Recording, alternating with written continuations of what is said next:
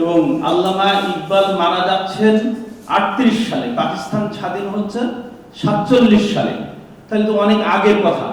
তাকে কিন্তু পাকিস্তানের স্বপ্নদ্রষ্টা বলা হয়। সমগ্র জাহান আমাদের দেশ, আমাদের হৃদয়ে রয়েছে তাওহীদের আমানত, আমাদের নাম নিশানা নিশ্চিহ্ন করা সহজ নয়। সম্মানিত সভাপতি, প্রধান অতিথি, অতিথিবৃন্দ, উপস্থিত সুধী মণ্ডলী, আসসালামু আলাইকুম ওয়া রাহমাতুল্লাহ। কবি আল্লামা ইকবাল আমাদের মাঝ থেকে দীর্ঘ 87 বছর আগেই চলে গেছেন। আমরা 87 বছর পরও আল্লামা ইকবালকে স্মরণ করছি আমাদের প্রয়োজনেই। আজকে এখানে উপস্থিত আছেন বেশিরভাগই তরুণ, সেজন্য আমি খুব সহজ ভাষায় আমার মতো করে যেটা আমি বুঝি সেটা আপনাদের সামনে বলতে চাচ্ছি। আমি নিজে একজন বাঙালি মুসলিম। বাংলা আমার ভাষাভিত্তিক যদি জাতি নির্মিত হয় বা রাষ্ট্রীয় কাঠামো নির্মিত হয়, তাহলে বাংলাদেশ আমাদের দেশ। এর বাইরে যে সমস্ত বাঙালিরা আছেন তারাও এই দেশের অন্তর্ভুক্ত হওয়ার কথা ছিল। যদি দেশ সেইভাবে হয় তাহলে পশ্চিমবঙ্গ, আসাম, বিহার, ত্রিপুরা এরা এখানে আসার কথা ছিল, কিন্তু আসেনি কেন? তারা নেই কেন? পশ্চিমবঙ্গের বাঙালিরা তো ভারতের অধীনস্থ, তারা তো স্বাধীন নয়। যদি আমরা ভাষাভিত্তিক এ করি তাহলে এটা চিন্তা আসে। আর যদি দেশভিত্তিক চিন্তা করি, আমরা যারা বাংলাদেশি, আমি বাংলাদেশি মুসলমান, আমি বাঙালি মুসলমানও, আমি বাংলাদেশি মুসলমান। কারণ মুসলিম তো আমার একটা পরিচয় আছে। আমি বাঙালি, এটাও সত্য কথা, আমি বাংলাদেশি, এটাও সত্য কথা। বাংলাদেশের ভেতরে যে সমস্ত উপজাতিরা আছে তারাও বাংলাদেশি। বাঙালিদের ভেতরে যদি ভাষাভিত্তিক হয় তাহলে যে সমস্ত অন্য অন্য দেশে আছে তারাও বাঙালি। ঠিক মুসলিম হিসাবে সারা দুনিয়ার মুসলিম জাতি হিসাবে সারা দুনিয়ার মুসলমানদের সাথে আমিও তার অন্তর্ভুক্ত। তাহলে আল্লামা ইকবাল যে কথা বলছেন যে চীন আরব আমাদের, হিন্দুস্থান আমাদের, আমরা মুসলিম, তাই সারা দুনিয়ায় আমাদের। তাহলে যে দ্বিজাতি তত্ত্বের যে বিষয়টা আছে, আমাদের এই বাংলাদেশের অনেক পণ্ডিত আছেন, এই যেখানে আমরা কথা বলছি এখানকার শিক্ষক এমন পণ্ডিতরা আছেন, তারা বলছেন যে পাকিস্তান দ্বিজাতি তত্ত্বের ভিত্তিতে পাকিস্তান হওয়া ভুল ছিল এবং যারা করেছিল তারা অন্যায় করেছিল। এখন তারা কি জবাব দিবেন? তাই যদি ভুল হয়ে থাকে তাহলে সমস্ত বাঙালিদেরকে নিয়ে একটা রাষ্ট্র হোক, তা কেন হচ্ছে না? আপনারা ডাকলে কি পশ্চিমবঙ্গের হিন্দুরা, যে হিন্দু বাঙালি আছে তারা আসবে? অন্য অন্য জায়গায় যে বৌদ্ধ বাঙালি আছে অন্য দেশে, তারা কি আসবে? তা আসবে না।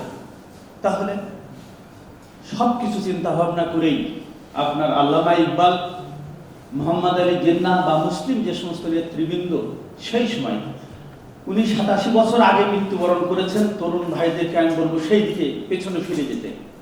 সেই সময়টা কি ছিল, কেমন ছিল, কেন? তারা কিন্তু সর্বভারতীয় জাতীয়তাবাদে বিশ্বাসী ছিলেন। তারা হিন্দু মুসলমান একত্রে এক জাতিতে বিশ্বাসী ছিলেন এবং এটা আমাদের মুসলিমরা, মুসলিম কবি সাহিত্যিকরা একেবারে শতকরা প্রায় 99 জন চেয়েছিলেন যে হিন্দু মুসলিম এক জাতি হিসাবে থাকতে পারেনি এবং তারা অনেক চেষ্টা করে শেষ পর্যন্ত ওখান থেকে ফিরে এসেছেন। মোহাম্মদ আলী জিন্নাহও কিন্তু আগে হিন্দু মুসলিম ঐক্যের অগ্রদূত বলা হয়, তাকে দূত বলা হয়। মোহাম্মদ আলী জিন্নাহও এক পর্যায়ে চলে এসেছেন, সেখানে থাকতে পারেননি। আর মোহাম্মদ আলী জিন্নাহ বুদ্ধি নিয়েছেন মোহাম্মদ ইকবালের কাছ থেকে। মোহাম্মদ ইকবাল এমন একজন কবি, আল্লামা ইকবাল এমন একজন মানুষ ছিলেন যার অনেক গুণের সমাবেশ যার ভেতরে ছিল। আমরা আমাদের কবি সাহিত্যিকদেরকে দেখি, বেশিরভাগই যারা বড় বড় কবি সাহিত্যিক এই উপমহাদেশে, বিশেষ করে বাংলাদেশে আমরা দেখি, তাদের বেশিরভাগই কিন্তু একাডেমিক কোয়ালিফিকেশনের দিক দিয়ে অতটা এগিয়ে নন। কিন্তু আল্লামা ইকবাল অনেক উচ্চ শিক্ষিত একজন মানুষ ছিলেন। অনেক চিন্তা ভাবনা করে তিনি দেখলেন যে না, আমরা যে চিন্তা করছি এটা সঠিক নয়। কারণ হিন্দুরা যে সমস্ত চিন্তা ভাবনা করছে, যে সমস্ত রায় দিচ্ছে, যে সমস্ত রিপোর্ট পেশ করছে, তা মুসলমানদের বিরুদ্ধে যাচ্ছে। তারপরেই পাকিস্তানের চিন্তাটা আসে এবং আল্লামা ইকবাল মারা যাচ্ছেন 38 সালে, পাকিস্তান স্বাধীন হচ্ছে 47 সালে। তাহলে তো অনেক আগের কথা। তাকে কিন্তু পাকিস্তানের স্বপ্নদ্রষ্টা বলা হয়। বিষয়গুলো ভেবে দেখার ব্যাপার। এবং এই জায়গায় বলবো যে আমাদের স্বাগত বক্তব্যে ডক্টর আব্দুল ওয়াহিদ বলেছেন যে আল্লামা ইকবাল হলকে জহুরুল হক হল করা হয়েছে। আমাদের মতো দুর্ভাগা জাতি এবং ইতর বিশেষ জাতি এই বাঙালি, আমরা নাকি খুব বড়, একজন কবির নাম, সেটা কি হয়? তাও পাল্টাতে হয়েছে। লজ্জা শরমের কোনো বালাই আমাদের আছে বলে আমরা মনে করি না। এই যে জিনিসগুলো এখানে ঘটেছে, আচ্ছা জিন্নার নামটা না হয় সে পাকিস্তানের জনক ছিলেন, সেই জন্য না হয় তার নামটা পাল্টে আর একটা নাম করবে, কিন্তু আল্লামা ইকবাল কি করেছিলেন? তো আপনারা তরুণ, এই জন্যই কথাগুলো বললাম যে আসলে আমরা অনেক ভুলের ভেতরে, এই বাঙালিদের আমরা খুব গর্ব করি, কিন্তু আমাদের জীবনটাই হচ্ছে ভুলে ভরা। আমরা ভুল পথে পরিচালিত সম্পূর্ণভাবে। আমরা নিতে পারি না, আমরা ভালো কিছু আমরা গ্রহণ করতে পারি না, দুর্ভাগ্য আমাদের।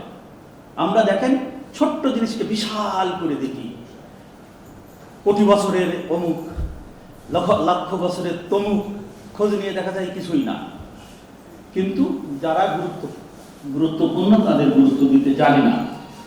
আসলে এই যে ভাষা ভিত্তিক জাহেলিয়া শব্দটা ব্যবহার করলাম, এটা মারাত্মক জিনিস।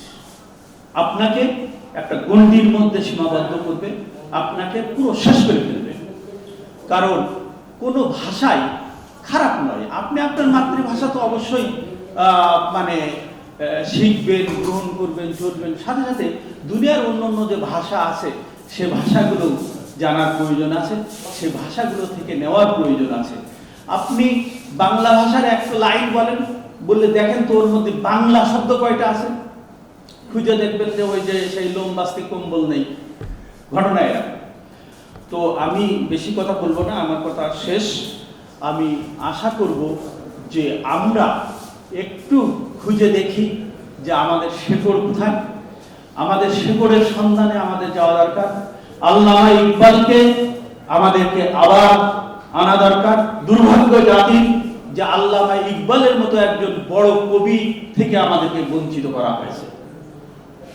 আমি এই জাতির যারা বড় বড় নেতা গত 53 বছর নেতৃত্ব দিয়েছেন, সবাইকে দোষী সাব্যস্ত করছি যে তারা আমাদের এই বর্তমান প্রজন্ম সাথে সাথে এই গত 53 বছরের প্রজন্মকে ক্ষতিগ্রস্ত করেছে। এবং এই যে ক্ষতি, এটা দীর্ঘদিন থাকবে। সেজন্য এখনকার যে তরুণ প্রজন্ম রয়েছেন তাদের কাছে আবেদন জানাবো, আসুন আমরা আল্লামা ইকবালকে জানি। সাথে সাথে একটু কথা বলে শেষ করছি। আজকের যে প্রবন্ধ, সে প্রবন্ধটি অত্যন্ত সুলিখিত একটি প্রবন্ধ। আমি সংক্ষেপে হলেও এক নজর দেখার চেষ্টা করেছি। লেখক নিজেও খুব সংক্ষেপের থেকে একটু কথা বলে শেষ করেছেন। ধন্যবাদ ওনাকে। উনি অত্যন্ত সচেতনতার পরিচয় দিয়েছেন এবং এখানে সংক্ষিপ্ত আকারে কিন্তু পূর্ণাঙ্গভাবে আমি মনে করি যে আল্লামা ইকবালকে তুলে ধরার চেষ্টা করা হয়েছে। ধন্যবাদ আজকের প্রবন্ধকারকে, ধন্যবাদ আজকে যারা এই প্রোগ্রামের ব্যবস্থা করেছেন, ব্যবস্থাপনায় যারা আছেন সকলকে ধন্যবাদ। আল্লাহ হাফেজ।